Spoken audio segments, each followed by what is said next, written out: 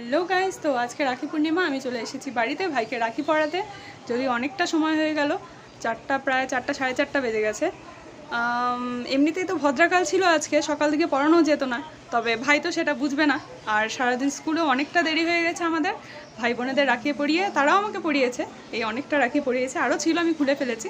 তো এখন চলে এসেছি বাড়িতে ভাইকে রাখি পরানোর জন্য। ওদিকে ভাই তো প্রচণ্ড রেগে ফায়ার, দেরি হয়েছে জন্য। মিতু সরি মিতু, আমি এখনই পড়াচ্ছি, যে দেখো দেখো, আর দেরি হবে না, নেক্সট টাইম থেকে আর দেরি হবে না, হবে? ঠিক আছে।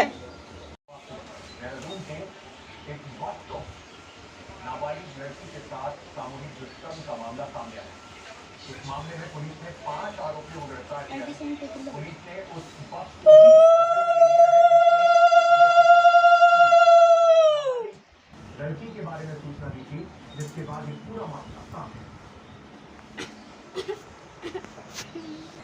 দেখো গাইস, এত সুন্দর রাখিটা এনেছি, ওর পছন্দ হয়নি।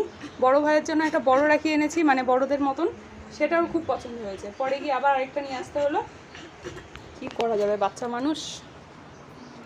না হাসি একটু।